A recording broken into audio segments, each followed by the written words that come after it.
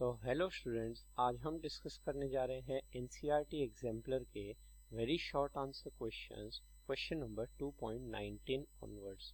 Question है पहला, why do we have different units for the same physical quantity.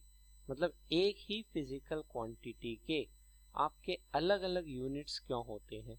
For example अगर length की बात की जाए तो लेंथ के आपके लेट्स से यूनिट की बात करें, ऐसा यूनिट होता है मीटर, फिर होता है आपका सेंटीमीटर भी होता है, किलोमीटर्स भी होते हैं, एस्ट्रोनॉमिकल यूनिट भी होता है, लाइट ईयर भी होते हैं, फुट भी होता है, ठीक है, इंचेस भी होते हैं। तो इस तरह से अलग अलग लेट्स से आपके यूनिट्स हैं। तो एक ही फिजिकल क्वांटिटी लेंथ की बात करें, अलग अलग यूनिट होने के पीछे का रीजन क्या है। तो सिंपल सा रीजन है क्योंकि एक ही फिजिकल क्वांटिटी से हम लोग वाइड रेंज तक मेजर कर सकते हैं। मतलब जैसे इस लेट्स से इस लाइन की लेंथ मेजर करनी हो वो सेंटीमीटर में मेजर की जाएगी। अगर इस पेन की अगर मुझे पता करना हो लेंथ कितना है उसको भी आप सेंटीमीटर में मेजर करेंगे। जैसे अगर हम बोले है ना, लेट्स से दिल्ली से लेके है ना मुंबई तक का डिस्टेंस कितना है, तो वो डिस्टेंस भी आप किस में मेजर करेंगे, वो डिस्टेंस भी आप लेट्स से दिल्ली से मुंबई का डिस्टेंस भी आप मेजर करेंगे किलोमीटर्स में ना, लेट्स से 1000 किलोमीटर करके। अगर हम बात करें लार्ज डिस्टेंसेस हमें मेजर करने हैं, लेट्स से मून से लेके आपका मार्स तक का डिस्टेंस कितना है, तो उसको भी आप मेजर करेंगे इन एस्ट्रोनॉमिकल यूनिट्स या लाइट ईयर करके। अगर पर्सन की हाइट मेजर करनी हो उसके लिए हम क्या यूज करेंगे, लेट्स से फुट सिस्टम भी यूज करेंगे, मीटर्स भी यूज कर सकते हैं। तो इस तरह से लेट्स से एक ही फिजिकल क्वांटिटी के अलग अलग रेंज ऑफ वैल्यूज को मेजर करने के लिए हम लेट्स से एक ही फिजिकल क्वांटिटी के डिफरेंट यूनिट्स रखते हैं। तो यहाँ पे अगर हम बात करें इसका, अगर मैं ना सॉल्यूशन अगर बोलूं तो ये तो समझाने का हो गया। अब लिखने की बात करोगे तो लिखा जाएगा the value of any given physical quantity may vary over a wide range, so different units of same physical quantity are required।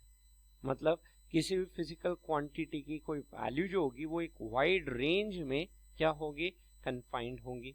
तो जैसे length of a pen can be easily measured in centimeter, जैसे अभी बात हुई थी pen की length centimeter में measure करोगे। Height of tree can be measured in meter, tree की हाइट मेजर करनी हो मीटर में मेजर करोगे। Next, distance between two cities in kilometers, Delhi से मुंबई की डिस्टेंस आप किलोमीटर में। And distance between two heavenly bodies, heavenly body जैसे मून और मार्स है ना, अर्थ और जुपिटर, इन सब के बीच का डिस्टेंस लाइट ईयर में मेजर किया जा सकता है।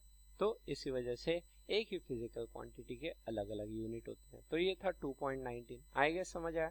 चलिए नेक्स्ट क्वेश्चन की तरफ आते हैं। क्वेश्चन है 2.20, radius of atom is of the order of 1 angstrom and radius of nucleus is of the order of Fermi.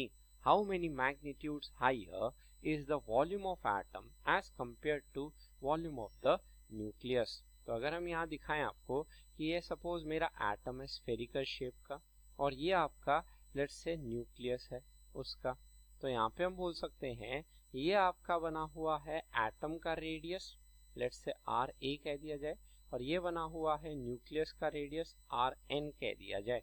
तो क्वेश्चन में गिवन है एटम का रेडियस है 1 एंगस्ट्रॉम ऑर्डर का, तो रेडियस ऑफ एटम 1 एंगस्ट्रॉम, हम जानते हैं 1 एंगस्ट्रॉम में होता है 10 पावर -10 मीटर। और उसी तरह से रेडियस ऑफ न्यूक्लियस है 1 फर्मी ऑर्डर का। तो रेडियस ऑफ न्यूक्लियस की बात की जाए दैट इज योर 1 फर्मी, तो यहाँ पे कह सकते हो फर्मी का मतलब होता है 10 पावर -15 मीटर। अब यहाँ पे हमें पता करना है कि वॉल्यूम जो है एटम का वो न्यूक्लियस के वॉल्यूम से कितना मैग्नीट्यूड बड़ा होगा, हाइयर होगा। देख रहे हैं दोनों स्फेरिकल शेप होंगे और स्फेयर का वॉल्यूम हम जानते हैं 4/3 पाई आर क्यूब। तो वॉल्यूम ऑफ एटम बात करें तो ये हो जाएगा 4/3 पाई आर ए का क्यूब। अब यहाँ पे हम देख सकते हैं क्योंकि एटम का रेडियस बड़ा है तो इसका वॉल्यूम भी बड़ा होगा, तो radius of atom 10 power -10 meter का होल क्यूब हो जाएगा। तो यहाँ से एटम का वॉल्यूम आएगा 4 पाई बाई 3 इंटू ये बन जाएगा 10 power minus 30 cubic meter. And similar way में न्यूक्लियस के वॉल्यूम की बात की जाए तो न्यूक्लियस का वॉल्यूम भी सिमिलर वे में लिखा जा सकता है 4/3 pi into radius of nucleus का क्यूब। तो न्यूक्लियस का रेडियस अगर यहाँ रख दिया जाए that is 10 power minus 15 meter इसका होल क्यूब, तो यहाँ से न्यूक्लियस का वॉल्यूम आएगा 4 pi by 3 into 10 power minus 15 into 3 हमारा हो जाएगा माइनस 45 क्यूबिक मीटर करके। अब अगर हम इनका ये पता करना है कि एटम का वॉल्यूम न्यूक्लियस के वॉल्यूम से कितने मैग्नीट्यूड बड़ा है तो दोनों को डिवाइड कर दीजिए।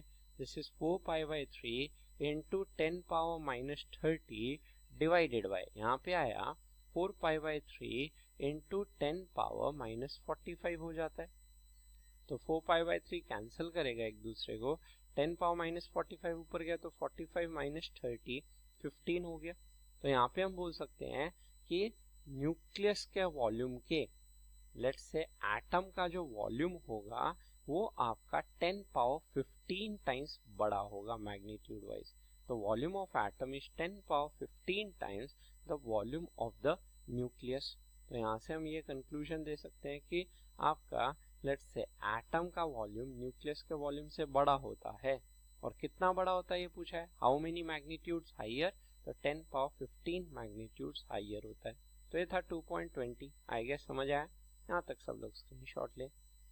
चलिए नेक्स्ट क्वेश्चन होता है 2.21। Name the device used for measuring the mass of atoms and molecules. देख रहे हैं एटम का मास और मॉलिक्यूल का मास, अगर बात करें हाइड्रोजन एटम का मास तो बहुत छोटा होता है।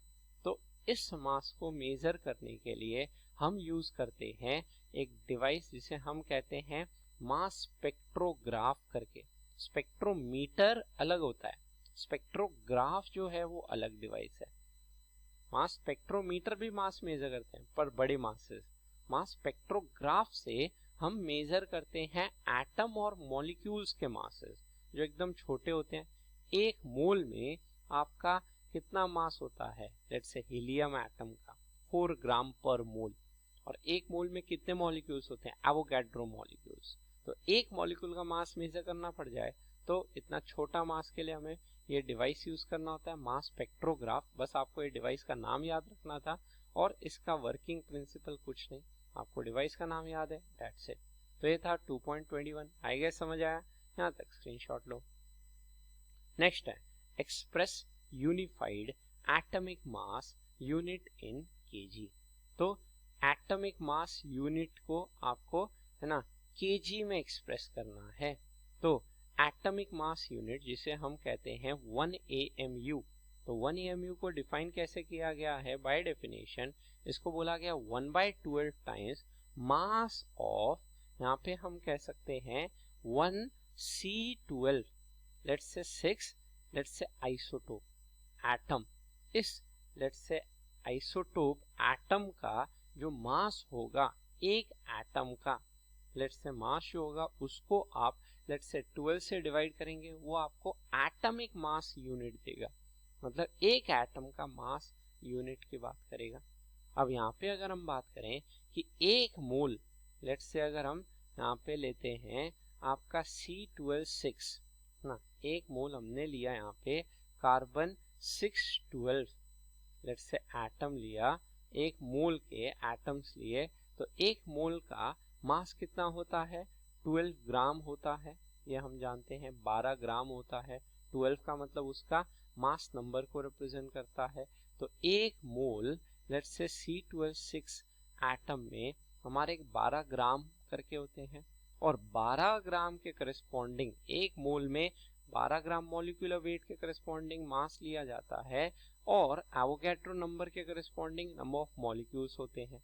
और यहाँ पे अगर हम बोले कितने मॉलिक्यूल्स होते हैं, तो आपके एक मोल में Na मॉलिक्यूल्स या Na एटम्स कहे जाते हैं। Na atoms let's say carbon 612 के होते हैं, और Na एवोगैड्रो नंबर बोलूं तो दिस इज 6.022 इंटू 10 पावर 23 हम कह सकते हैं एटम्स इतने प्रेजेंट हैं आपके एक मोल में। तो एक मोल C12 एटम्स में 12 ग्राम प्रेजेंट होते हैं और एक मोल C12 एटम्स में इतने नंबर ऑफ एटम्स प्रेजेंट होते हैं। तो यहाँ पे हमें एक एटम के मास की जरूरत है। तो एक एटम लेट्स से का मास कितना हो जाएगा, यूनिटरी मेथड से बात करें तो that is your 12 gram divided by ये बन के आएगा 6.022 इंटू 10 रेज़ टू पावर ये बन जाएगा 23। ये लेट्स से एक atom of C12 let's say ना एटम का मास कहला रहा है। तो एक एटम का इतना मास है तो उसको 12 से जब डिवाइड करेंगे वो हमें AMU रिप्रेजेंट करेगा। तो अगर हम बात करें 1 AMU क्या था, बाय डेफिनेशन 1 AMU हमारा था 1/12 times mass of 1 C12 atom जो हमने यहाँ निकाला हुआ है, which is 12 divided by this is 6.022 into 10 raised to power 23 let's say इतना ग्राम में आने वाला है। तो यहाँ से हम देख सकते हैं 12 से 12 कैंसिल होगा, 1/6.022 अगर इसको सिंप्लीफाई करूँ ये आएगा निकल के 1.67 इंटू 10 पावर माइनस ऑफ 24 ग्राम। अब यहाँ पे केजी में क्वेश्चन बोल रहा है, केजी में एक्सप्रेस कीजिए इस AMU को। तो यहाँ से हम लिख सकते हैं देयरफॉर आपका 1 AMU जो होगा which will be equal to, इसे 1000 से डिवाइड कर दोगे तो केजी बन जाएगा। तो that is your 1.67 into 10 power minus of 27 ये हमारा आ जाएगा निकल के केजी में। तो ये मास लगभग एक प्रोटॉन या एक न्यूट्रॉन का मास कहा जा सकता है जिसे हम 1 AMU लेके चल रहे हैं। तो देयरफॉर हम कह सकते हैं 1 AMU एटॉमिक मास यूनिट लगभग एक प्रोटॉन या लेट्स से न्यूट्रॉन का मास के बराबर होता है which is 1.67 into 10 power minus 27 kg। तो ये था हमारा 1 AMU का डेफिनेशन करते हुए। आई गेस समझ आया, यहाँ तक सब लोग स्क्रीनशॉट लें। चलिए नेक्स्ट क्वेश्चन है 2.23, लिखा है a function f of theta is defined as f theta is equal to 1 minus theta plus theta square upon 2 factorial, theta cube upon 3 factorial, theta 4 upon 4 factorial। Question है why is it necessary for, ये क्यों नहीं है, ये f of theta है, for f of theta to be a dimensionless quantity। तो ये क्यों नहीं है, ये है f theta को डायमेंशनलेस क्यों होना पड़ेगा। तो अगर इस इक्वेशन के राइट साइड में देखूं तो यहाँ पे ये जो थीटा है ये एंगल है और एंगल हम जानते हैं एंगल का डेफिनेशन होता है लेंथ अपॉन रेडियस। तो इसका डायमेंशन वाइज बात करें तो लेंथ भी मीटर में रेडियस भी मीटर में, तो यहाँ पे 1 आया मतलब डायमेंशनलेस कह सकते हैं। तो एंगल एक डायमेंशनलेस क्वांटिटी है।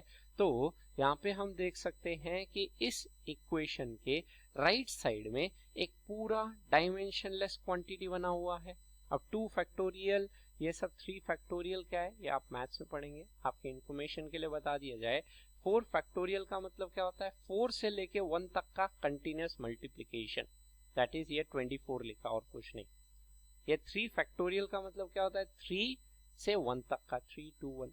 2 फैक्टोरियल का मतलब 2 से 1 तक का, तो दैट इज है ना, बस इतना सही है। तो थीटा एक डायमेंशनलेस, थीटा का स्क्वायर करेंगे वो भी डायमेंशनलेस, क्यूब करेंगे वो भी डायमेंशनलेस, पावर 4 करेंगे वो भी डायमेंशनलेस। तो राइट साइड में पूरा एक डायमेंशनलेस क्वांटिटी दिख रहा है। तो therefore according to principle of homogeneity, हमने बात की थी अगर राइट साइड में एक डायमेंशनलेस क्वांटिटी हो तो उसके लेफ्ट साइड में ये एफ ऑफ थीटा भी कैसी क्वांटिटी होनी चाहिए, डायमेंशनलेस क्वांटिटी होना चाहिए, तभी ये इक्वेशन डायमेंशनली करेक्ट रहेगी। तो देयरफॉर यहाँ पे हम बोल सकते हैं कि एफ ऑफ थीटा जो क्वांटिटी होगी वो भी आपकी एक डायमेंशनलेस क्वांटिटी ही होगी according to the principle of homogeneity. इसी वजह से एफ ऑफ थीटा को एक डायमेंशनलेस क्वांटिटी होना चाहिए, बस इतना सही है, इसमें और कुछ एक्सप्लेन करने की जरूरत नहीं है आपको। नेक्स्ट क्वेश्चन पे आते हैं, why length, mass and time are chosen as base quantities in mechanics. तो बात करें लेंथ की, मास की, टाइम की, तो ये सब आपकी कैसी क्वांटिटीज में काउंट होती है, 7 fundamental quantities, mass, length, time, temperature, electric current, है ना, उसके बाद आपका अमाउंट ऑफ सब्सटेंस और ल्यूमिनस इंटेंसिटी। तो ये सब आपकी फंडामेंटल क्वांटिटी में काउंट होती है। अब फंडामेंटल क्वांटिटी का लेट्स से अगर हम बात करें प्रॉपर्टी क्या है, पहले तो ये एक दूसरे के इंडिपेंडेंट होती है। फंडामेंटल क्वांटिटी एक दूसरे पे डिपेंड नहीं करती। Fundamental quantities are those quantities which are independent of each other and cannot be expressed in terms of each other। ऐसा कोई फॉर्मूला नहीं है जिसमें आप लेंथ को मास या टाइम के टर्म्स में या मास को लेंथ या टाइम के टर्म्स में एक्सप्रेस कर सकते हो। तो इसीलिए इन्हें बेस क्वांटिटी या फंडामेंटल क्वांटिटी चूज किया गया है। और दूसरा रीजन क्या है, दूसरा रीजन है कि बाकी सभी क्वांटिटीज को other than these 7 fundamental quantities आप इन क्वांटिटीज के टर्म में एक्सप्रेस कर सकते हो। जैसे मास लेंथ टाइम को आपस में एक्सप्रेस नहीं कर सकते, पर बाकी डिराइव्ड क्वांटिटी को आप इनके टर्म में एक्सप्रेस कर सकते हो। जैसे फोर्स को बात करें तो मास लेंथ टाइम के टर्म्स में हम बोल सकते हैं mlt-2। तो पूरा मैकेनिक्स में मास लेंथ टाइम का यूज होता है। Temperature, current, luminous intensity, amount of substance, ये सब यूज नहीं किए जाते मैकेनिक्स में, मास लेंथ टाइम का यूज होगा। तो इसी वजह से इन बेस क्वांटिटीज को आप यूज करते हो, लेट्स से मैकेनिक्स में यूज करते हो एज अ बेस क्वांटिटी, ना कि इन्हें हम डिराइव्ड क्वांटिटी में लेते हैं। तो इसको हम एक्सप्रेस करें कुछ ऐसे बोल सकते हैं, length, mass and time are chosen as base quantities in mechanics because, पहला रीजन हमने जो बोला, length, mass and time can not be derived let's say from one another, एक आपस में आप उसे डिराइव नहीं कर सकते। That is these quantities are independent। अभी जो हमने बोला था they are independent of each other, ये एक दूसरे पर डिपेंड नहीं करती। एंड नेक्स्ट रीजन कहा जा सकता है, all other quantities in mechanics can be expressed in terms of length, mass and time। बाकी सभी क्वांटिटी को आप इन क्वांटिटी के टर्म में एक्सप्रेस कर सकते हो। तो ये है रीजन कि इन क्वांटिटी को आप बेस क्वांटिटी लेते हैं। तो ये था वेरी शॉर्ट आंसर क्वेश्चन का एक्सप्लेनेशन। आई गेस समझ आया, यहाँ तक सब लोग स्क्रीनशॉट ले लो।